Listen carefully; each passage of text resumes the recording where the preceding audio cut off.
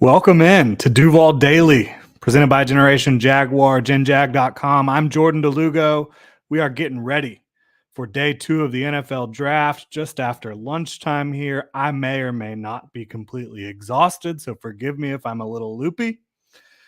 You can follow myself on Twitter at Jordan DeLugo, Generation Jaguar, at Generation Jag. What a night it was for the Jaguars in round 1 of the 2022 NFL Draft. They landed Taekwon Walker with the first overall pick, traded up to 27 to get Devon Lloyd. They gave up 33, the top pick of day 2, 106, the top pick of day 3, and 180 overall, a 6th-round pick. The Jaguars' defense is significantly better than it was before yesterday. And it had already made strides this offseason when you looked at bringing in Foye Oluokun, Darius Williams, Foley Fatukasi, and now you've got Taekwon Walker who's going to come in. He's going to be a starting edge defender for the Jaguars. He is going to help you get to 3rd and long because he's going to help you stuff the run. And against the pass right now, he's unrefined as a pass rusher, but he is going to be able to eat up blocks. He is going to be effective on stunts. He's going to be effective dropping into space. So he's going to have a big impact in year 1, even if it's not as a pure pass rusher. Devon Lloyd, he's going to come in. He's going to start next to Foye Oluokun at linebacker. This is a guy who I broke down earlier today, his game. You can go check that out. I'll leave a link at the end here. But Devon Lloyd is everything you want from a linebacker in terms of leadership, spirit, work ethic. He's a tone setter with his play on the field. He's got long arms, great tackle radius, very explosive athlete, instinctual, great processor. Everything you could want from a linebacker, Devon Lloyd can do it for you. He's going to help you against the run. He's going to help you in pass coverage. He's going to help you as an edge rusher and as a blitzer. Devon Lloyd is a fantastic pick at number 27. But yeah, the Jags defense, I'd be surprised. They were 28th in points allowed last year. Where are they now? I'm looking at probably somewhere close to top 16, top half of the league. I really do believe that. And of course, they've got to get Mike Caldwell is a brand new defensive coordinator, hasn't done it before. He's going to have to get these guys coached up. He's going to have to learn on the fly about how to be a play caller and manage an entire defense. But this is a smart guy, a guy who's been really deserving of a defensive coordinator job for a long time. And now you're giving him all this talent to work with that will fit into his hybrid 3-4 defense. This Jags defense is going to be a lot better. I'm not going to pound the table and say they're going to be top 10 in year 1, but Taekwon Walker and Devon Lloyd are going to make an immediate impact. And so is Darius Williams. Tyson Campbell's a year better. Andre Sisco is going to be better in year 2. You're looking at last year, Raeshawn Jenkins, strong safety the Jaguars signed from the Chargers. He was a team captain and a team leader on the defensive side of the ball. He's your weakest link on defense right now in the starting lineup. Chris Campbell, our front 7 is the best it's been in a long time. Since 2017, I would agree with that 100%. I see Justin Ross 3rd round. We will talk about receivers for sure. And yeah, this is going to help Josh Allen. Taekwon Walker will help Josh Allen. Taekwon Walker will help Devon Lloyd because he can eat up blocks. Devon Lloyd's going to just fly to the football. It's going to be a thing of beauty, I'm telling you guys. And I'm not normally the one that's just hyping up the Jaguars trying to say they're going to be the best team in the league. And they're not going to be because the offense still has a ways to go. You have a young football team that has a lot of growing to do. But defensively, this is going to be an impressive group. It might take a little while for it to come together. It might not. There is so much talent on that side of the ball now. Like I said, Raeshawn Jenkins, who was a team captain voted on by the players last year, he's probably your worst starting defender now. And that's a far cry from where you were just a year ago. What about the offense, though? That's what everybody wants to know. What about receiver, offensive line, tight end? What other needs do the Jaguars have? Will they be active on day 2? They have picks 65 and 70. 65 is top of the 3rd round. 70 is, right after that. 4 picks later, 5 picks later. I see Alec Pierce on here. We'll talk about these receivers, guys. I'm getting to it.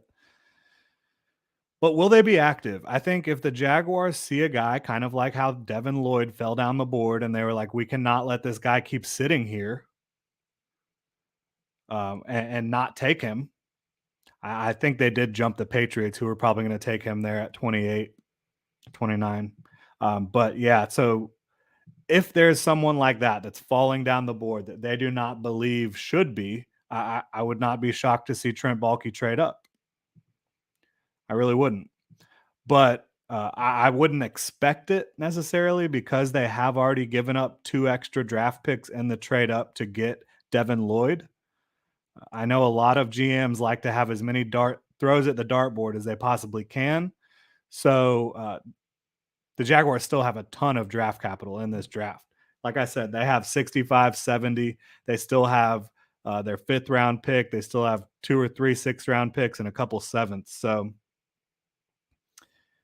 yeah, we've got Florida boy saying, yes, Patriots was taking Devon Lloyd. I think they were. Panicked and took Cole Strange, who probably would have been available well into day 2. I'm a fan of Cole Strange. I think he'll work out in New England. I do. But when you look at the value, probably could have had him later on. Will it matter if he ends up being a quality center, which I think he will be? No, it won't matter. So it's all good, I think. But the Jags, I do think, sniped the Patriots there. So looking at positions of need, we've got wide receiver, right? The Jaguars went out, invested in Marvin Jones last year, invested in Christian Kirk and Zay Jones this year. So they have spent a lot at receiver lately. Laviska Shenault was a 2nd round pick just a couple years ago. Still, I think the Jaguars realize they probably do not have a legitimate starting X in the NFL. Christian Kirk is a fine starter, but is he a starting X? No, he's a versatile move around the formation type of guy. Line him up in the slot, line him up out wide, get him moving, make it difficult for defenses to keep track of Christian Kirk. But when you look at the wide receivers available in day 2, again, the Jaguars, as of right now, do not have a 2nd round pick. They have 65 and 70 in the 3rd round. But George Pickens is still on the board. This is a guy I would be absolutely on board with trading up for. He has all the makings of a legitimate X receiver in the NFL. The only question is, and I have no real insight into this, but there are questions about who George Pickens is. Is he going to fit the Jaguars' culture of positivity and high energy? I know he has plenty of energy, but is he going to fit with the type of culture the Jaguars are trying to build? That's a question for Trent Baalke and Doug Peterson to answer, not myself.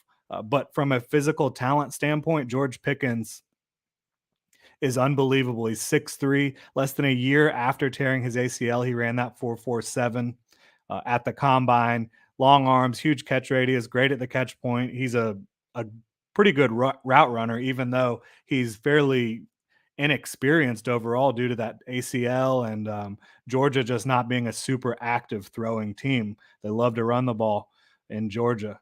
In Athens, they certainly do. So George Pickens would be the number 1 receiver available on my board. Skye Moore, I also love him. He has slot size, but he has the release package and the route running to win on the outside against most defensive backs, in my opinion. He can win against press coverage. He showed it consistently at Western Michigan. John Mechie, if he falls to the 3rd round, I could see the Jaguars targeting him. I don't see him as a true X at all, but I do think he can be a flanker. I think he can line up at the X on the line of scrimmage occasionally, but similar to Christian Kirk, you can move him around the formation. And he's a very good route runner, also has good release package, does everything really well, except he's not great when in tight spaces trying to catch the football. He has some focus drops. He has some issues when he's trying to go up and fight for the football. Certainly not preventative of him being a successful NFL receiver. I think he will be because, again, I think he's going to be open most of the time.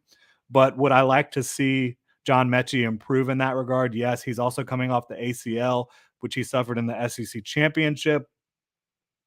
So you're going to have to be a little patient with him this summer. Alec Pierce, I have a 2nd round grade on. He's 6'3" or 6'4", ran a 4.40, 40-inch vertical leap, excellent hands. He knows how to go up and get the football. really good release package as well against press. He can win outside, win inside, and he's a better route runner than given credit for. I think Alec Pierce is going to be a starting receiver in the NFL for a long time. Bottom line. And when you talk about giving Trevor Lawrence that big body guy who can go up and get it downfield and just separate down the field, that's Alec Pierce. Christian Watson is similar in terms of his size profile. He's even more athletic than Alec Pierce, I would probably say, but very raw as a route runner, raw in terms of his ball skills, let about, I think, 13% of his career targets hit the ground way too often. David Bell is a guy who did not impress during the pre-draft process due to some poor testing, to be completely honest with you. But I think David Bell can be a solid number 2 receiver in the NFL and number 1 in a pinch. I think he can line up on the line of scrimmage, win against press. He was used in a variety of ways for Purdue. So I think he could come in and make an immediate impact. Strong hands for David Bell. Justin Ross, Trevor Lawrence's former college teammate.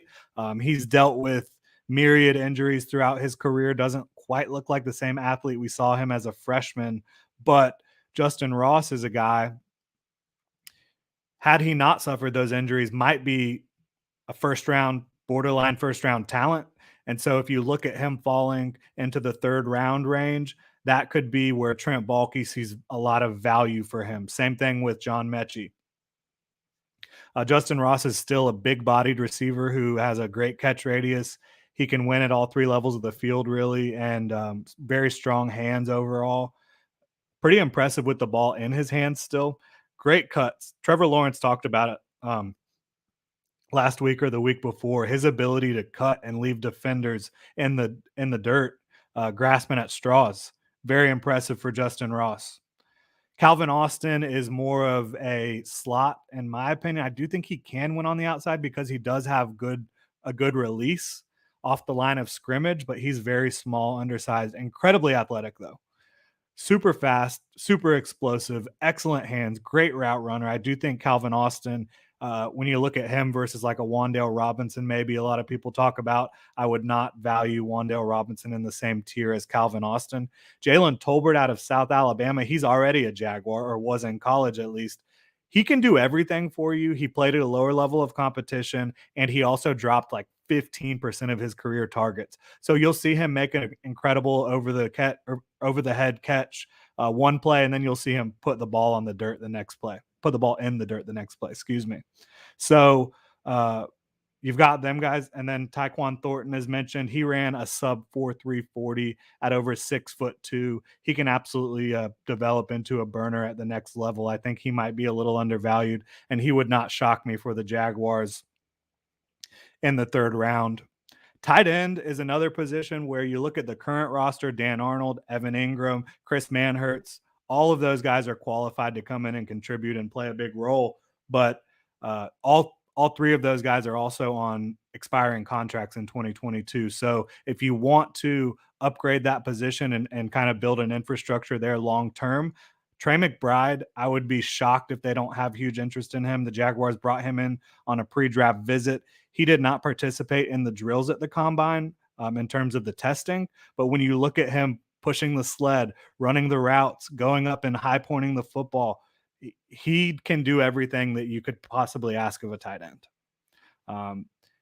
He can line up in line and block for you. He can line up in the backfield and block for you, and be really effective as a route runner out of the backfield. And he can also line up in the slot and out wide and win with his route running, his athleticism, and his size. I think he compares favorably to both Zach Ertz and Dallas Goedert, who Doug Peterson had a ton of success with in the NFL.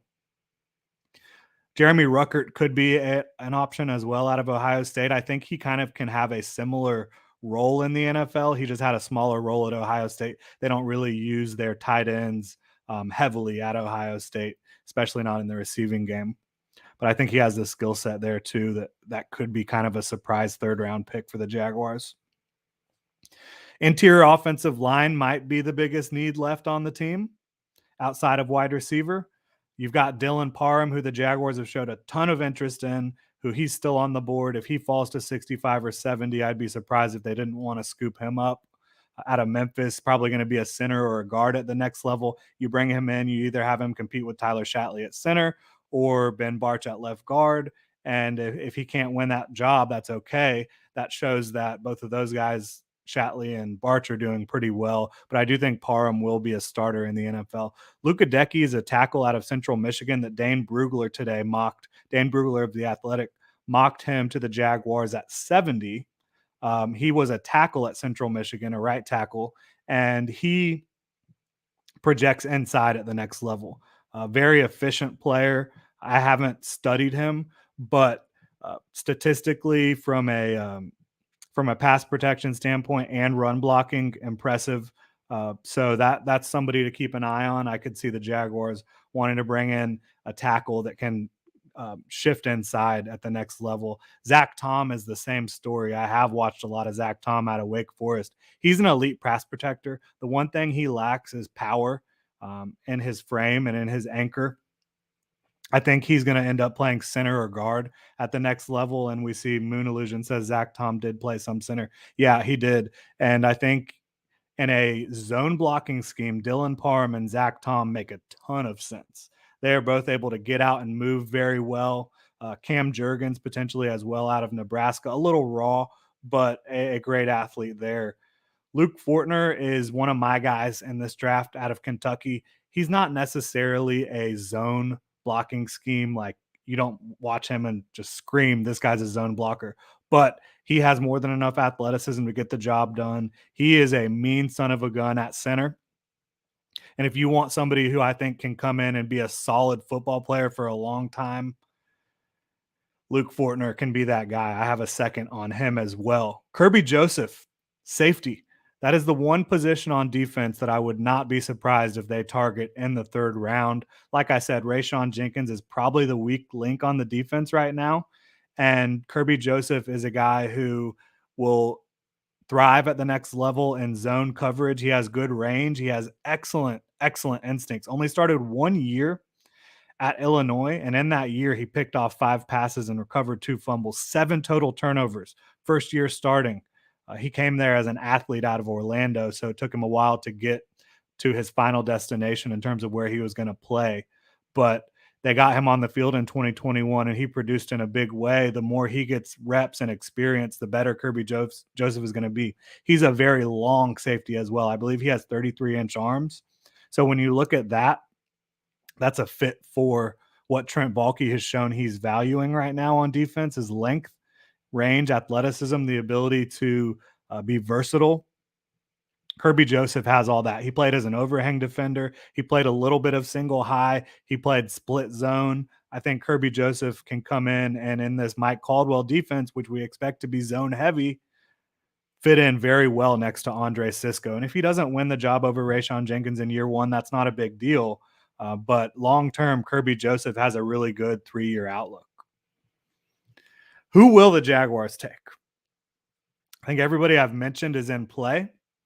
Obviously, we don't know what's going to happen in the second round. Could the Jaguars get aggressive and trade up? Sure. I wouldn't predict that to happen, but I wouldn't be shocked by it either. I see Chad Muma fall to the 3rd. I do not think so. Alec Lindstrom, perhaps. I think Lindstrom is going to be a day 3 guy, but it's possible. At center, out of Boston College, has the NFL bloodlines. The Jaguars were at his pro day. Shane says, how about that Lloyd pick? Yes, that was a great pick. We have talked about that quite a bit, Shane. I agree with you. I love it. So, yeah, I think the Jaguars need to target offense today with at least one of the picks. The only reason I would possibly take a defensive player in this round or in round 3 would be a safety, to be completely honest. That's where I would target in round 3 if I was looking for a defender, and Kirby Joseph, I think, fits the bill there. But you could certainly hold off on it, and I wouldn't bat an eye on that if you wanted to take 2 offensive players, whether it be a wide receiver and an interior offensive lineman or a tight end and an interior offensive lineman. I would not blame the Jaguars for going in that direction. In fact, that's the directions I think they will go if they can, if the board falls the way they want it. Moon Illusion says, would they consider Jelani Woods in the 3rd? Maybe. Woods is really interesting, was used primarily as a blocker for a long time, I believe, at Arizona State, and then transferred to Virginia. He is a freak show. He is one of the biggest tight ends you'll ever see, but he's a very good athlete. So, yeah, that could be potentially. He doesn't seem to me like a Doug Peterson tight end, but it's possible. Would not be surprised if the Jaguars got aggressive for Trey McBride, Dylan Parham, George Pickens, even John Mechie or uh, Alec Pierce or Skye Moore. If Justin Ross is there at 65 or 70, which I believe he will be, I wouldn't be surprised. Really, all these receivers I've mentioned would not surprise me.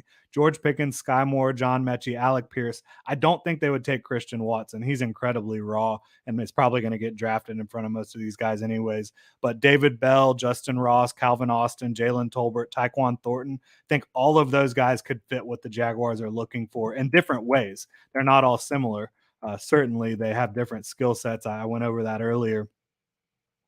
But yeah, Trey McBride, Dylan Parham, Zach Tom is not a guy that they have met with, but I could see them being extremely high on Zach Tom. He's a great athlete, should fit that zone scheme perfectly. So would Dylan Parham. And again, if you're going to go safety, I think Kirby Joseph makes the most sense. They've shown interest in him, and he has a very nice 2-3 year projection down the road for being a ball hawking safety. You combine that with Andre Sisco's ability to be a ball hawk, you might have the most dangerous safety room in football, combined with Tyson Campbell, Darius Williams, Shaquille Griffin on the back end at corner. And then you're looking at Foye Oluokun and Devon Lloyd at linebacker. And then you've got Josh Allen. You've got Trayvon Walker. You've got Foley Fatukasi, Roy Robertson Harris, a bunch of talented interior defensive linemen. This Jaguars defense, even without Kirby Joseph, even if it's Raeshawn Jenkins in the starting lineup, it is going to be a lot of fun to watch. Defense is going to be fun again. No question about it. I see Moon Illusion saying Wan'Dale Robinson again. That wouldn't shock me, but I would certainly, if I was going to go with a guy like Wan'Dale Robinson, I value Calvin Austin in that same role a lot more. I really do. Yep, Saxonville is back in business. I would agree with that. But that's going to do it. I am running out of energy here. I'm going to try to maybe take a nap before the rest of the rest of day 2 of the draft, or the beginning of day 2 of the draft, I should say. You can follow myself on Twitter at Jordan DeLugo. Follow Generation Jaguar at Generation Jag. If you're on YouTube, hit that like and subscribe button. Really helps out the channel, helps us grow, find more Jaguar fans. And hit genjag.com for all the latest Jaguars news, analysis, and Duval gear. Thanks, guys.